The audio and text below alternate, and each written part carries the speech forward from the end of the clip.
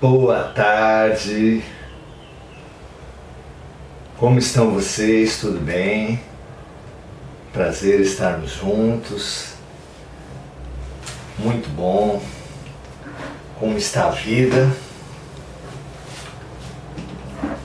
Os desafios. O sábado é um pouco mais tranquilo para vocês? É um outro ritmo, né? Os tempos são difíceis, a tranquilidade, a paz absolutas parece que não estão ao nosso alcance, mas relativamente o sábado é um outro ritmo, né? Que assim seja, é preciso quebrar o ritmo. Uma música constante é estressante. Uma pessoa que fala o tempo todo é estressante. Uma vida que nos leve à mesma atividade constantemente é estressante. É preciso trabalhar diferente, estudar diferente. Nunca o ócio, né? A gente tem essa utopia de que a felicidade se dá nos dias de final de semana, no mês de férias, na aposentadoria. A própria palavra aposentadoria fala de ficar nos seus aposentos. A própria ideia de paraíso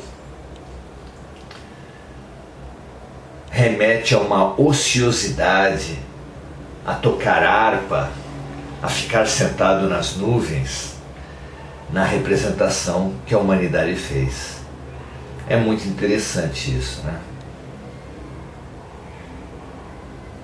Hoje nós viemos falar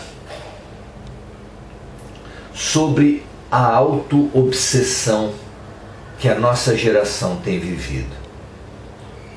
Precisamos pensar no momento vivido por nós, e esse momento pode bem ser caracterizado como uma auto-obsessão. Vivemos na auto-obsessão pela popularidade, pelo reconhecimento. Colocamos nossas vidas voluntariamente na mão dos outros. Ser feliz é ser reconhecido pelos outros, no formato das curtidas, dos seguidores, da popularidade. A qualquer custo, todos nos obcecamos pela popularidade. Vejam vocês que a filosofia fala mal do senso comum, digamos assim, critica o senso comum como uma espécie de saber limitado por mitos, crenças, dogmas. Sobre o senso comum eleva-se o bom senso, que separa o que é melhor do que é pior do senso comum. Alguns chegam a propor o senso crítico como superior ao próprio bom senso.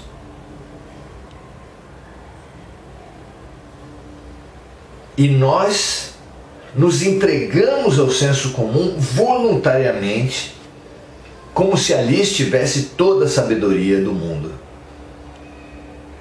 fazendo com que todos busquem o que todo mundo quer. Busquem reforçar os pensamentos, os dogmas, as crenças, os preconceitos. Vejam vocês, o esquema da escola particular. Diga-me para mim se é possível a educação numa escola particular. A escola particular tem como princípio, como todos os outros comércios, todas as outras empresas de prestação de serviço que o cliente tem sempre razão. É possível educar sob o princípio de que o cliente tem sempre razão? A própria família, tanto o pai quanto a mãe se sentem tão culpados pela sua extensa ocupação pelo trabalho, pelo lazer, pelos passeios. Os pais se sentem tão culpados por negligenciarem seus filhos que os negligenciam ainda mais com o mimo, com a satisfação, querendo agradá-los de todas as formas. Será isso bom? Vejam o caso das religiões.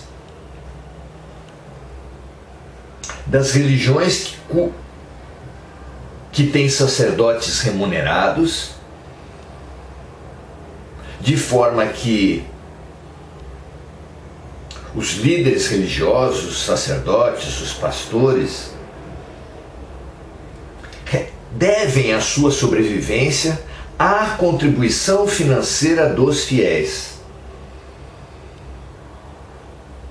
Podem, por acaso, esses líderes religiosos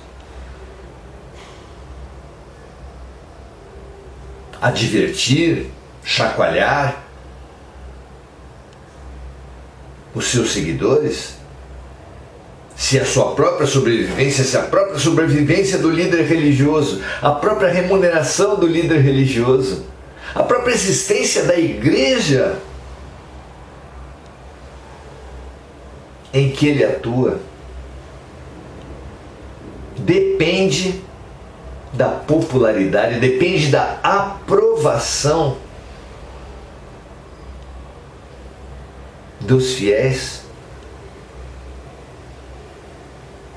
Que será de uma sociedade cujos educadores, sejam eles professores, pais, líderes espirituais, para não falar da obviedade dos líderes políticos? Que será de uma sociedade cujos educadores, cuja educação é dirigida pelos próprios alunos, pelos próprios educandos? Não é uma inversão total?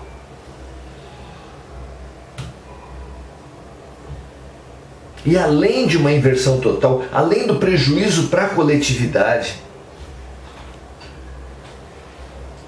que prejuízo é gerado para os próprios educadores, para os próprios pais, professores, líderes religiosos, líderes artísticos, que vivem massacrados pela fama, pela popularidade, pela aprovação. Quantos são os líderes, os famosos, as celebridades que são massacradas por essa máquina de idolatria? A lista é enorme. Elvis, Elis, Winehouse, Cássia Eller. Entre os atores são muitos.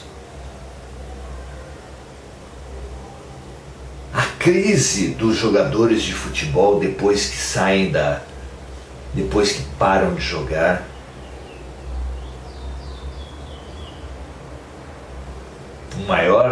Um dos mais intelectuais de todos os tempos no Brasil, o doutor Sócrates, morreu de cirrose, se afundou. Então, é muito difícil, não apenas para os fiéis, mas para os líderes. É um esquema que corrompe a nossa melhoria por dentro.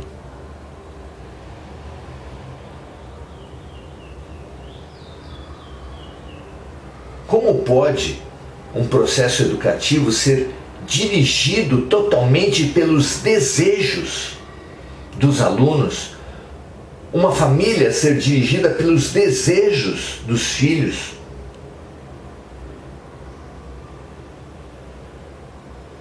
Não é maravilhoso aquele pensamento que tanto nos elucida sobre a eficácia da prece, a eficácia da oração?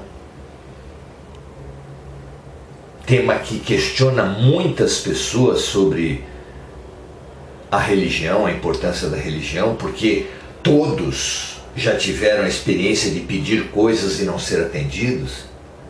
E a frase nos elucida maravilhosamente quando diz: Deus nem sempre atende os nossos desejos, mas sempre atenderá às nossas necessidades. Não é maravilhoso isso? E da mesma forma, todos os educadores, todas as pessoas colocadas na posição de influenciar, não devem, não podem se submeter aos desejos da maioria, aos desejos dos seus seguidores, mas buscar as suas necessidades. Todo pai precisa fazer isso, todo professor precisa fazer isso. A ditadura do desejo, a ditadura da popularidade, a ditadura das curtidas tem destruído o processo educativo em todos os ambientes. Massacrado. Não é assim?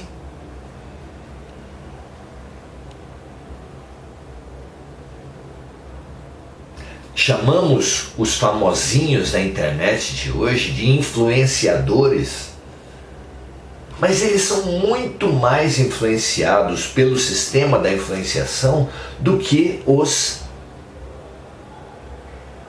seus seguidores. Na verdade, somos todos seguidores, influenciadores, dominados, sugados por um sistema viciado, venenoso, tóxico. Precisamos fazer aquela distinção entre os nossos desejos e as nossas necessidades.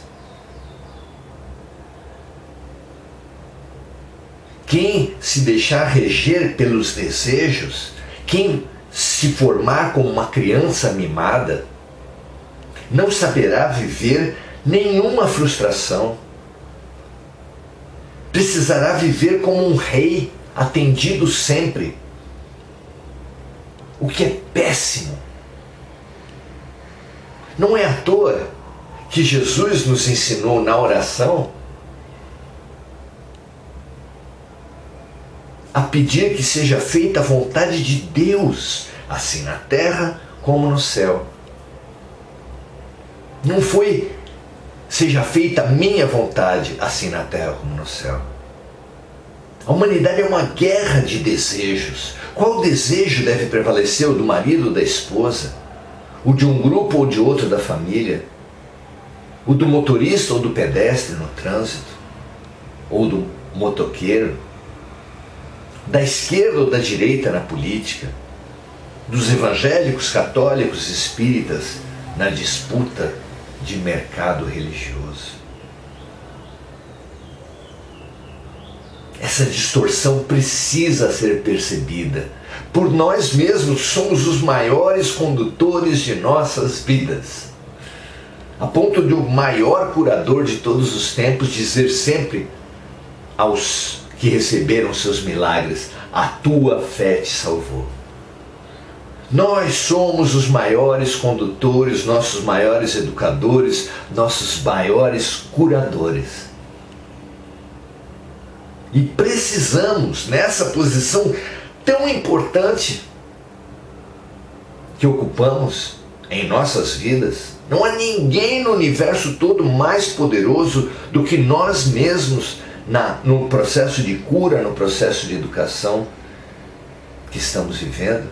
Precisamos demais fazer a distinção entre os desejos e as necessidades.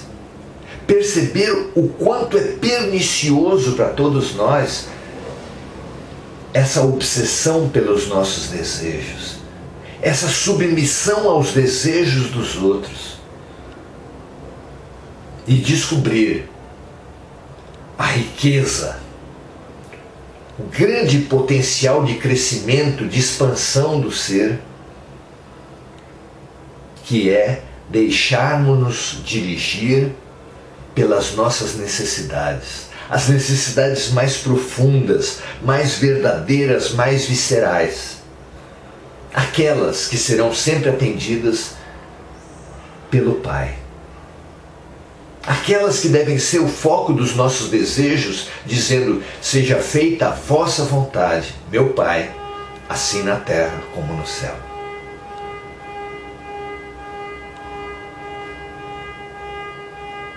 Bem-aventurados todos aqueles que tiverem essa lucidez. Envenenados são os que não têm, por querer dirigir suas vidas pelos seus desejos, dirigir as suas relações, seus casamentos, suas famílias, seus ambientes de trabalho pelos seus desejos. Impossível viver sadiamente numa humanidade de egocêntricos, de narcisistas, que se colocam a si mesmos como centro do mundo. Como pode dar certo qualquer relação humana se ambos os lados, se todos os lados quiserem que os seus desejos dirijam não apenas a sua vida, mas a vida de todos? Impossível! Todas as guerras são guerras de desejantes. Qual desejo vai prevalecer? Quem vai levar vantagem no comércio? Quem vai levar vantagem na competição esportiva? Não, definitivamente não são os nossos desejos que devem dirigir as nossas vidas, muito menos a vida dos nossos cônjuges, dos nossos filhos. Mas em tudo e por tudo, precisamos sempre pesquisar qual é a vontade de Deus. Qual foi a vontade de Deus ao me dar o corpo que eu tenho, a nacionalidade que eu tenho, a aparência que eu tenho, a raça, a cor de pele que eu tenho, a saúde que eu tenho, ou a falta de saúde. O que Deus estava planejando quando me deu o meu pai, minha mãe, meus filhos.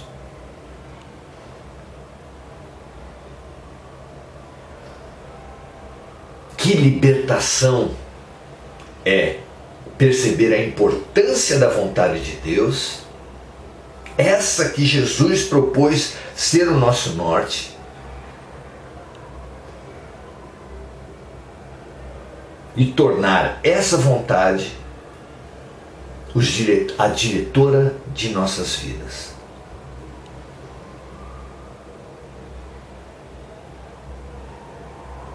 Nunca mais diga sem pensar o Pai Nosso como um todo. Nunca mais diga sem pensar: seja feita a vossa vontade, assim na terra como no céu. Percebamos todos nessa proposta de Jesus, do Mestre, uma libertação nossa dessa guerra de vontades, dessa escravização às curtidas, à popularidade, aos desejos dos outros e de nós mesmos. Pesquisemos, vinculemos, deixemos-nos dirigir a nós mesmos e aos outros em nossas vidas pelas suas mais profundas necessidades. Que isso seja libertador para todos nós, porque isso vai nos pacificar. Porque, como disse Madre Teresa de Calcutá, numa proposição maravilhosa, a questão da vida nunca esteve entre você e os outros. A questão da vida nunca foi qual desejo vai prevalecer em todas as nossas relações, situações, na política, na economia, no comércio, no esporte. A questão da nossa vida, diz Madre Teresa, sempre foi entre nós e Deus. Sempre foi entre você e a sua consciência. Sempre foi entre você e as suas mais profundas necessidades. Esse é o norte, esse é o sentido, essa é a nossa razão de viver. E essa é a nossa paz. Porque no fundo, o que todos nós mais necessitamos, não só eu, não apenas vocês, mas todos, o que mais necessitamos é de amor. E como Deus é amor, o que nós mais necessitamos é Deus a dirigir nossas decisões, nossas relações, nossas vidas. Muito bom. Que seja libertador para vocês, como é para mim falar essas palavras para vocês. Espalhe, compartilhe para as pessoas. Precisamos dessa paz, dessa realização, dessa aceitação, dessa lucidez, dessa alegria que é o seja feita a vossa vontade, assim na terra como nos céus. Graças a Deus. Muito bom, André Salvatore, Sônia Lopes, Sayonara Angélica. Muito bom estarmos nessa nossa trajetória. Espalhem. Os que viram ao vivo como live, os que viram como gravação, no Facebook e no YouTube, espalhem. A humanidade precisa de paz, precisa de aceitação. Precisa dessa profunda conexão em nós, entre nós e com o todo, que Jesus trouxe no mandamento maior: amar a Deus sobre todas as coisas e amar o próximo como a nós mesmos. Ótimo final de sábado para vocês. E amanhã, 17h30, mais um encontro essencial com Jesus. Você é nosso convidado, venha também. Até amanhã, um grande abraço, ótimo final de sábado.